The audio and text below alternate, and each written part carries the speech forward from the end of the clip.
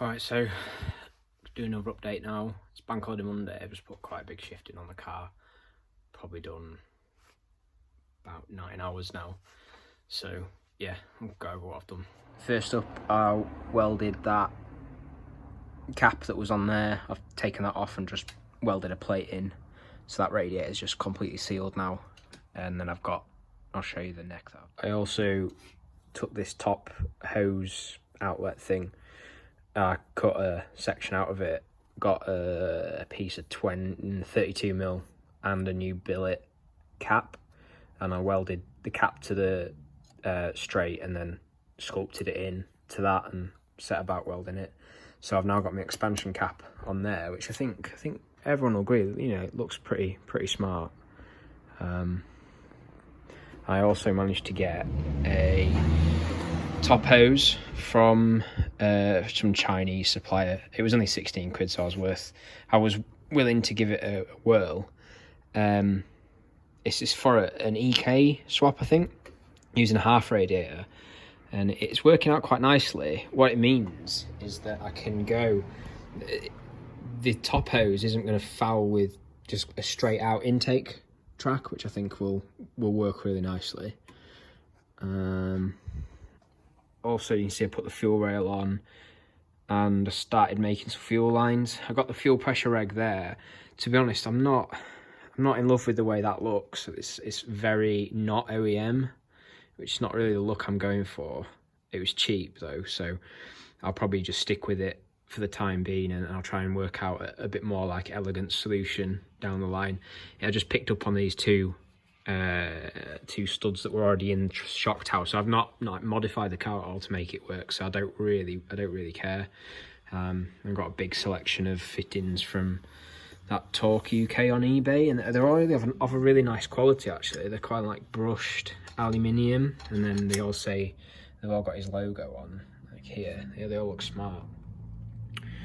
I've also managed to get this clutch reservoir off a CRV, and it came with this sort of like nice clamping thing, and I've repurposed that, cut it off what the bracket was, and I mounted it onto my cowl like that, and put a few speed holes in. This is a fairly chunky bit of steel. The outlet port is actually like really aiming exactly to where the pedal box is, so I'm really pleased with how that turned out actually, and it looks quite OEM next to the Volkswagen one. I know it's not the same typeface, and you know the Hondas have like every language possible on top of them, but I still think it looks really nice and OEM. And kind of keeping on with that theme, I've also done the same job with this power steering thing off a CRV power steering bottle. The spigots are not in a great place, and I'm going to have to get a unique hose for this, but I'm hoping to use some sort of Dash 10 or something a bit generic maybe. And I just made a bracket, cut the slots out of it, and welded it with a captive nut on the back so it sits on the front carrier in the same way as the radiator supports. I think that's come out really nicely. Just thought I'd show you the exhaust flange that I've put on, that 2-bolt one, and I got the corresponding one on the exhaust manifold as well. Quite happy with that actually, and the welding's turned out well. I'm certainly getting better. Got some way to go, but yeah, I'm getting better. My other thing that I did was converted the Volkswagen Mark II pedal box into hydraulic conversion. This is quite a common like thing to have done with your Volkswagen, because obviously people put VRs and stuff and 20 valves into these Mark IIs. So you can get Masters off Volkswagen catalogue, and as it goes, that's a VWT4, like a 2.5 transporter slave, and then you just made this custom bracket up. There's kits going on the internet, but I just fancied making my own. It's like £3 worth of steel versus however much it costs to buy one of those brackets. Quite common in Germany, and I think Canada, there's a few companies that make them, but yeah, I just wanted to make my own anyway. £3 of steel, whatever it was. Yeah, and I was a bit worried about the internal bore on this actually, but what I found was that whatever this is, a 12mm bolt, half threaded bolt, you know, where the shank isn't, it's not threaded all the way up. Well, that bit is the perfect diameter for that. I don't know what you'd call it, for that like plunger. It's the perfect diameter for it anyway. So yeah, I've got a perfectly working clutch slave there. Other thing, that is a Volkswagen, so that's M12 by 1mm thread with that cone sort of shape in the bottom.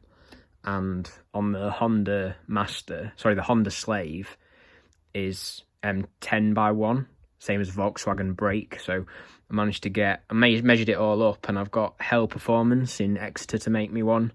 Like a custom hose, braided. I've got black over braid on it, and it's like 30 quid. It'll be here next week. I was quite happy to find that, because I just didn't want to have the faff of making a -3 up with all that PTFE liners and the olives. So yeah, quite happy with how those.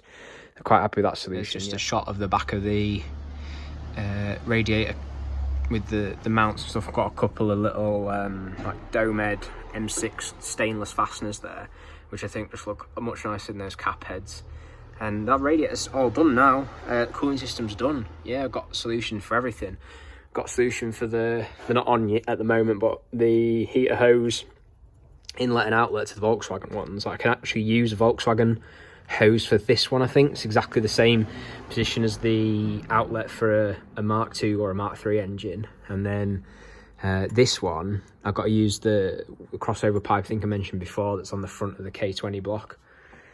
And I think this is probably the question that I've been asked the most about on this car, is what you're going to do about the drive shafts. Well, you don't really have much option, because there's obviously nothing bolt on the factory, so you have to make your own mock-up. Now, I don't want anyone to lose their head. I'm not going to try and put these on the car, but there's a company in the northeast who I'm going to use to get this, called CPS Drive Link.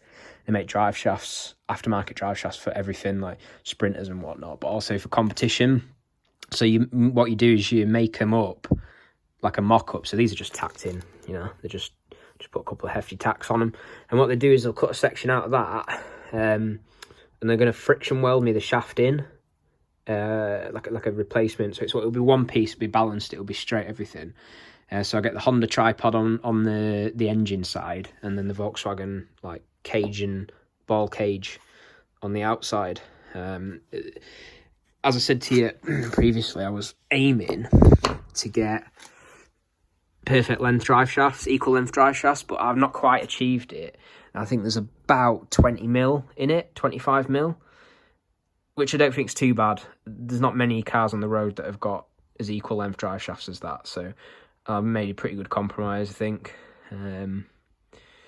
So they'll go out this week, hopefully, and I'll have them back following. So pretty much finished the gearbox, the gear selector mounting, and this is an absolute mission. It's probably the hardest part and the thing that I've changed the most, actually, the concept as I've gone along. So you can see I've got this brace on it that runs across, and I've got the nuts in here. Eventually I'll tack these in. So the whole thing is completely rigid mounted to the chassis now. Still need to make just like a plastic cover for the top of this, but pretty much achieved what I wanted, and I've just got to go around with a bead of like window sealant or silicone sort of stuff just to seal the fumes in, and I'll put like a plastic I'll cut a piece of plastic out just to cover the top piece of that and that as well, and pretty much there with that. Hopefully it won't come out again because it's a bit of a mission. And then that's just the equivalent flange, 2-bolt flange for the exhaust manifold. So yeah, I think quite happy with how that's turned out. And I've got the, just see there, the -6 fitting for the power steering. I don't know which one that is, the outlet or the inlet. And I thought the other one, I thought that its friend here was the same one, so I'd ordered two. But I went to stick it in today, and unfortunately it's an M18, not an that's an M14, sorry, and that's an M16. Luckily Torx makes that one as an M16 with the O-ring on it, and he also makes that one, which is the other way around. That's a 14, and he makes that 16 as well. So I put the order in for them. They're not cheap; they're about £9, which is quite dear, but whatever. And then I'll put 120 degree on there, and then a 90 degree on there, and the power steering lines will go up that side of that long bit there, and I'll join them to the fuel lines when they get there. So for the fuel system, those that don't know, the Mark II Golf comes with a 16 valve come with a K-Jet, and they've got a really oversized fuel pump for the job. Now, I'm really lucky about that. Apparently, so one of the old boys on the Club GTI forums, Rob Johnny, is like the guru. He says that it can supply 5 bar of fuel and 127 litres an hour, I think. I'll check. Yeah, just checked, 127 litres an hour and 5 bar, which is pretty good. It's going to be more than I need for the next couple of years with this car. Well, at least until we do something silly with what pushes air into the engine, if you see what I mean. So yeah, it comes as this whole like accumulator, and they're obviously awful. You can buy a kit that is that in alloy, and it's £400 or £500 from Pro Ally Motorsport in Northamptonshire or wherever they are. But I'm not doing that. It's absolute madness. But that is a swirl pot, that thing. So you've got a factory swirl pot and a pretty decent fuel pump. Why bother getting rid of it? I know a lot of guys who might think about doing this conversion don't have a 16 valve, so they haven't got you might as well, if you've got starting with an 8 valve or whatever, go custom. But for me, I'm definitely giving it a go. So I'll rip this pile of shit off. Fuel filter, fuel pump, and the swirl pot, and then usually there's an accumulator on here, so I'm just going to slice that off, fuck that off, and it'll go, let me just check my diagram, so it'll go out of the pump into the fuel filter, which I'll switch around, and then it'll go out of the fuel filter directly to the front of the car, all in dash 6, like braided stuff from Torx. It's really nice, black nylon reinforced with stainless steel reinforcement. And it's like, looks really nice, look really factory OEM, really pleased with how it looks. And it's like a return here into the swirl pot. And I've got some really nice barb to AN fittings. I'll show you that.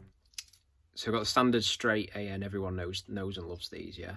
And then he also does these, which are like a dash 6 male connection on that side, and then just a hose barb on that side, because on those, on the inlet and outlet for that swirl pot, and I can't really do anything with that. I can't tap it or nothing. It's just plastic, it's shit, it'll break. So I'll do a small run of hose onto that, and I can finish it with quite a nice little other thing he makes. Only a few pound, these worth having, I think. They're all really smart on some braided hose. So yeah, that's how I'm going to get the in and out of that swirl pot, and then I've got the return up to the like the overflow for the swirl pot. It just goes back up to the tank, easy. I'll probably just replace that while I'm in it with some decent like SAE hose. No one's going to see that. It's not under any pressure either. So that's the plan for the fuel system. I've got a plan for everything now. So the fuel systems, I've started it. I'm waiting on a few fittings, but it won't take long to do. Cooling system's done. Power steering system, I've got a plan. Pumps mounted. Waiting on a couple of fittings. I can plumb, that's no bother. What else have we done? The exhaust done. Gear shifter's done. I think the only thing left then is electrics, which is I'm waiting on. I think it's Racing Harnesses in Leeds that's making that for me. I've just got a generic K20 conversion harness for a race car. It's what people put, like people would use it to put into a Caterham or whatever, or Lotus. Just got a generic one. It's all like unterminated on like the car end, if you like. I did get the Honda Civic chassis harness, the whole job, but I didn't get the fuse box with it, and there's no, I don't know why, there's not any diagrams online that I actually trust. Like, there's a lot of stuff from America, but from what I can tell with the emissions and the lambda probes and all that crap, it's a little bit different, and I just don't want to be, I think I'm going to be in a total world of pain if I try and faff around with it. So yeah, I just bought that. It's about 150 quid, something like that. It comes with a fan relay, and it's a nice like relay board sort of thing. So that should be coming soon. He said he was going to start it this week. So yeah, I'm looking forward to that. And I just need to get that ECU, send it out to get Honda put on it. If you're American, it's Honda, I suppose, isn't it? If you're British, it's Honda, but whatever. Yeah, I'm gonna get a K Pro put on it, so it's like completely programmable, can do what I want. You will hear people saying like put a Haltech on it, but it's 600 quid for a Honda, and it's like what, 1200 quid minimum for a Haltech. Can't be arsed. So I'm just gonna get the Honda. And I know that it's a future-proof thing. All the guys in the States using supercharger turbochargers with them, no bother. So I think it's quite a lot of aftermarket support and forum support for the Honda as well, with the K Pro. I also like the idea of being able to just go on it, put in my base settings, and just pull the base map down for whatever it would be. Just tell it like it's a Civic with a decat and an inlet manifold. And then, yeah, turn off the secondary lambda probe, turn off the immobilizer, press go. That's the plan. I'm sure it won't work like that because nothing ever does it? So, yeah, I'm hoping that will be pretty painless. Only thing I'm really looking for, only thing I'm waiting for now is that, like the wiring. I need to do a little bit of a job on the inlet manifold. I've got a bit of a plan of what I want to do long term, but I think I'm just going to just shove a K&N on it for the time being. I think will probably be loads of other things to worry about, you know, like with leaks of like where I've welded that aluminium and that. It's just, I think I'll probably just go simple as possible on the air intake, because I do want to start upgrading that, and I want to start from a baseline and then be able to modify that system and go from there. Hopefully the plan that I've got from the fuel system will do. If you do know about that, I've said this spec's something like 5 bar 127 litres an hour. As I said, Rub Johnny reckons it's good for 300 horsepower roughly with a 20 valve. And I hope that would be more than enough for like just a 200 horsepower aspirated Civic engine. But if anyone does actually know, don't want speculation, if someone does actually know if that's not good enough, please do tell me, and I can make arrangements to do something different. Yeah, but until that time, hope you've enjoyed this little update. It's been quite a lot of stuff actually. Seem to have finished a lot of stuff over the last couple of days, and today we've been bank holiday. Yeah, cheers for watching, and let us know what you think.